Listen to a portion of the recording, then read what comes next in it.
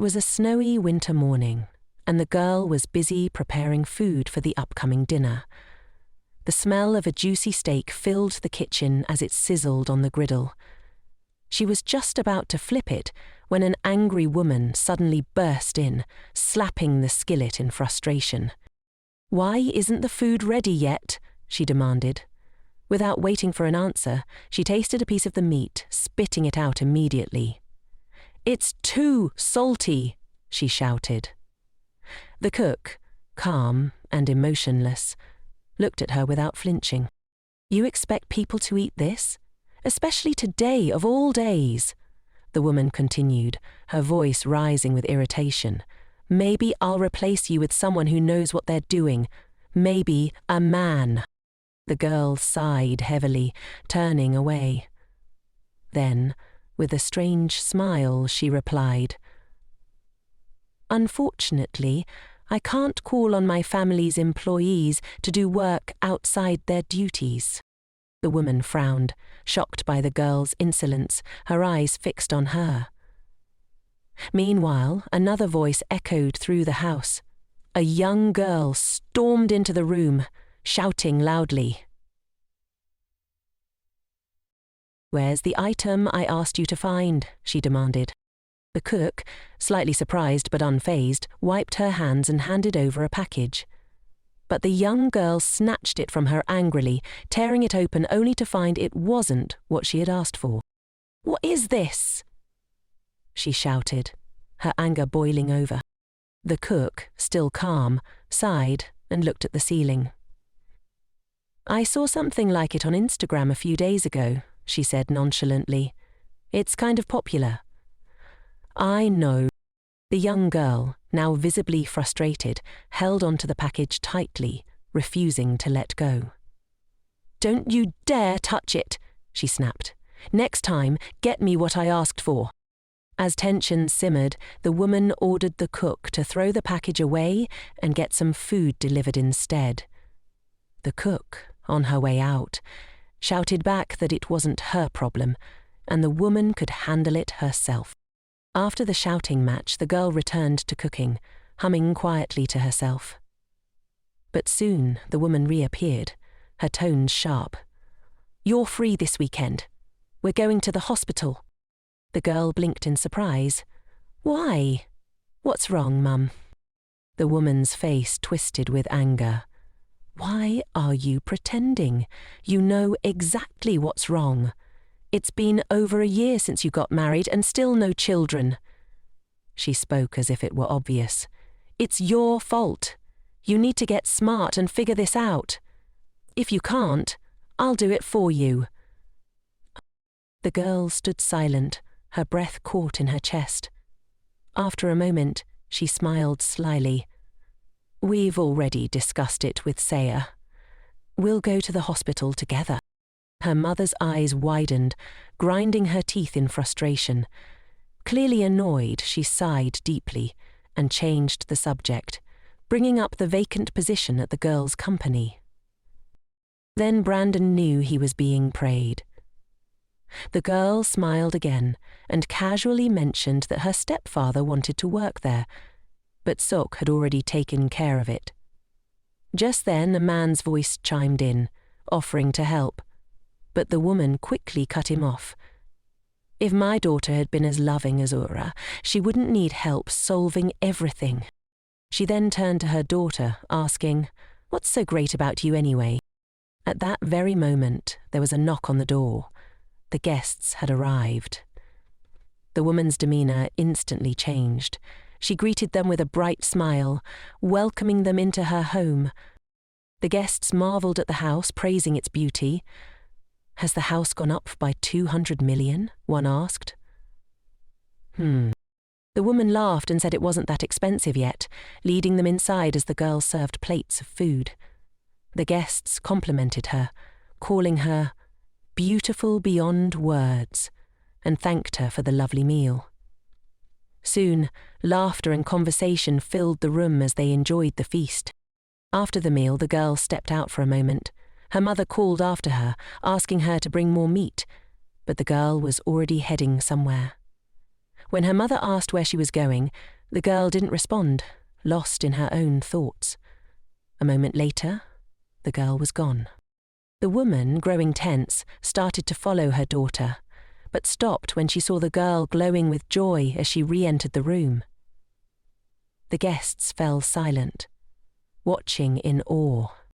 The girl approached her mother with a smile, taking her hand. "Thank you, Mum, for always being so kind to me," she said, her voice laced with sarcasm. "I'm so lucky to have you." Her mother stood frozen, stunned by her words. Then, with another sweet smile, the girl added, "Sok just called. He wants me to meet him soon." With that, she left, leaving her mother speechless. Outside, in the empty parking lot, the girl sat in her car, the smile fading from her face. She remembered her mother's words, harsh and unfeeling. "Even if today is the day you were born, it's just another ordinary day."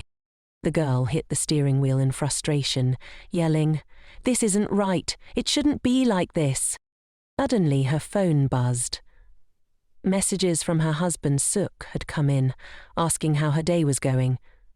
She unlocked her phone to see 4 messages and a missed call from him. Ben began texting her husband. In the first message, he apologized for not being available earlier. The second message explained that he was still delayed in a meeting, but 3 hours later he would finally be free. A small smile crept across U's face at the thought of finally seeing her lover. She exhaled deeply, thinking about everything happening, then glanced back at her phone. 2 hours and 37 minutes had passed. Enduring time with her husband's family, she needed to be at the hotel soon. After responding to Sok, U set her phone down and started the car. As she drove, her thoughts drifted to memories of an evening with her husband. She had been telling Sok that she couldn't sleep in the same bed as another person. He simply replied, "I know." U continued, explaining that maybe she could sleep in the same room, but never in the same bed. Sok smiled, repeating that he understood.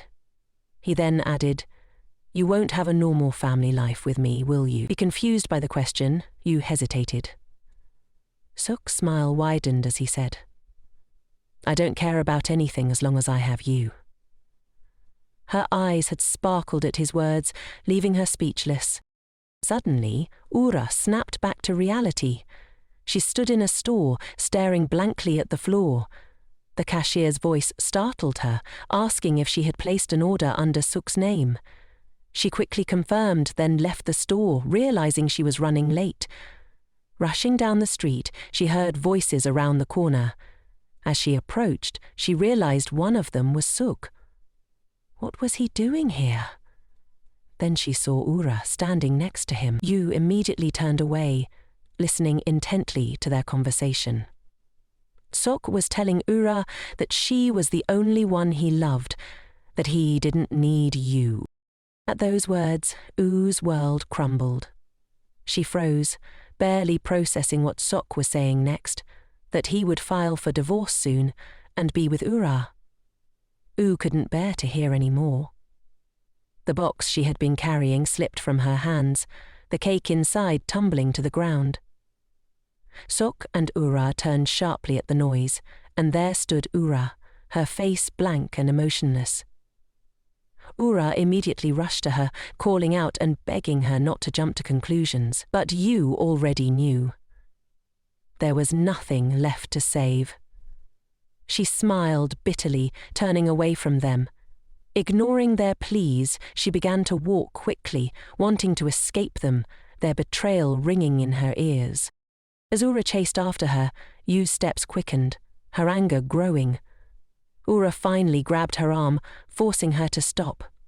"Please, just listen," Ura begged, for what felt like the 100th time. Furious, Yu asked one simple question. "Did you know that Sok was in love with you?" Ura couldn't answer, her silence revealing the truth. Ura couldn't answer. Then why did you keep hanging around him? Guilt flooded Ura's face. She confessed that Seok was kind and understanding, and she had assumed her feelings were fleeting. Grabbing Yu's hand, she urged her to talk to Seok, that he could change his mind. Ura gritted her teeth, realizing how selfish Ura truly was. Sok chimed in, attempting to defend himself, but U shot him a venomous look. She ripped her hand free from Ura's grasp and walked away, no longer willing to listen to them. Her pace quickened until she was nearly running, lost in a blur of emotion. She couldn't hear or see anything around her, including the crosswalk timer ticking down. A speeding car bowed through the intersection, and by the time U noticed, it was too late.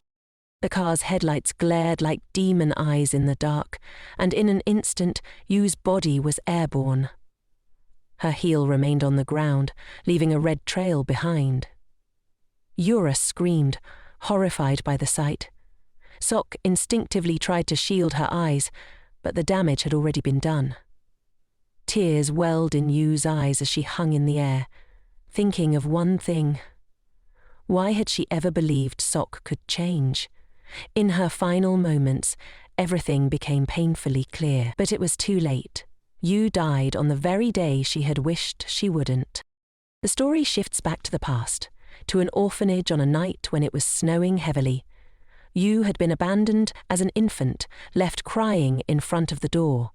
She had gone through many adoptions and rejections, but one night, a pair of hands lifted her from the darkness.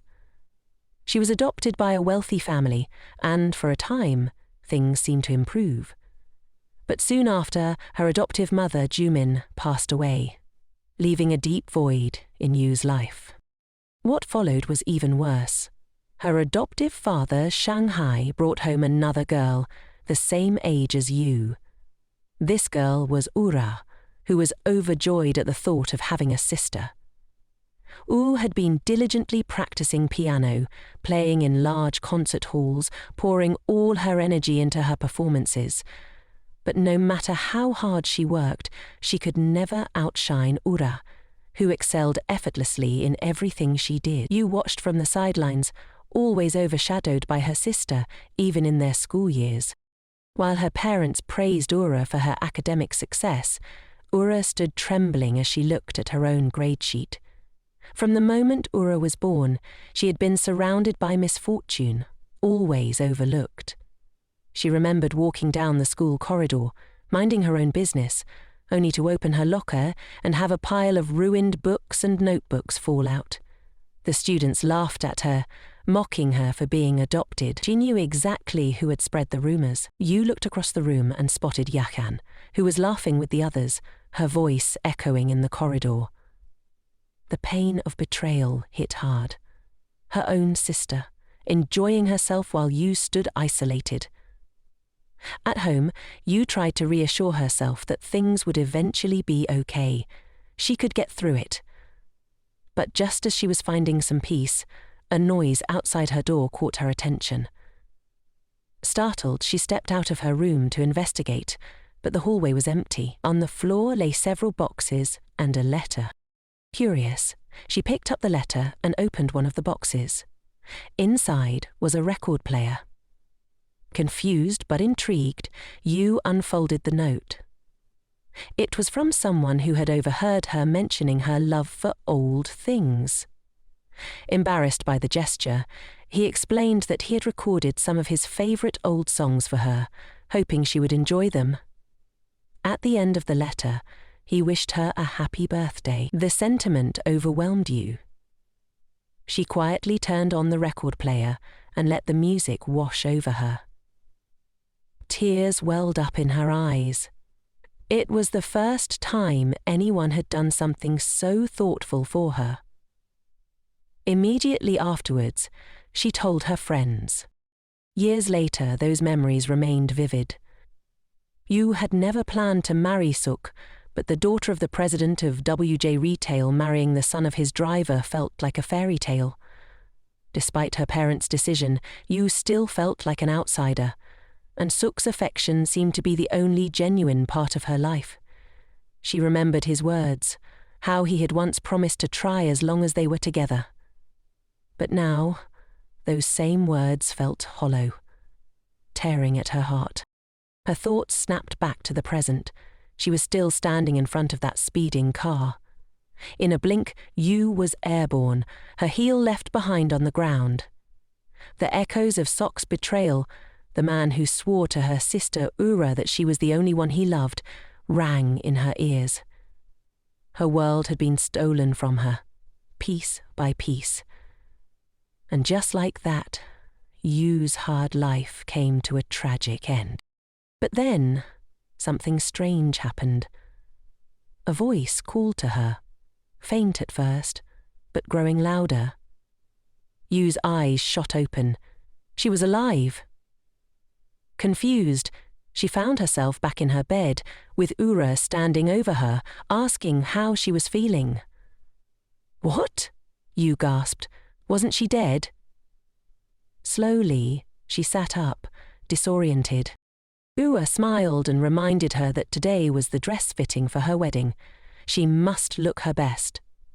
Ura's heart raced. Was this a dream? She hurried to the mirror, staring at her reflection, trying to make sense of it. Grabbing her phone, she checked the date. July 19th. But that couldn't be right. Wasn't it supposed to be November 20th? She blinked, staring at the strange marking on her wrist. Panic set in. Could it be that she had somehow travelled back in time? Determined to make the most of this second chance, Yu went to her dress fitting, trying to play along. The seamstress tightened the wedding gown, and as Yu stood in front of the mirror, she sighed, holding back her emotions. The sales clerk asked if everything was all right, and Yu reassured her it was.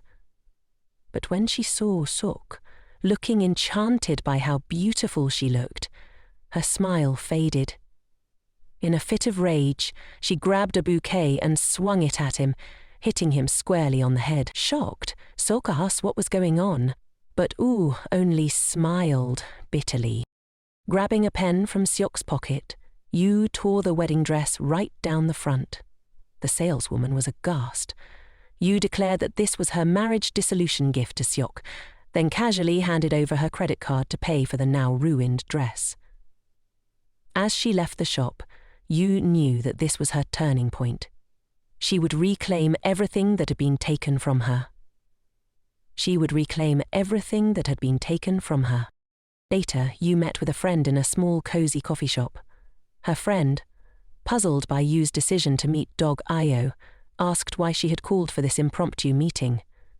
Yu casually mentioned that she had broken up with Sok, shocking her friend. As they talked, Yu explained that Sok had fallen for Yura, leaving her no choice but to move on. Her friend's astonishment was evident, but Yu only laughed. The conversation turned to dog Aoyu. The heir to a wealthy family but known for his reckless behavior and obsession with gaming. Yu's friend was skeptical, but Yu seemed unfazed. She had a plan now, a vision for her future that didn't involve Seok or anyone else who had betrayed her.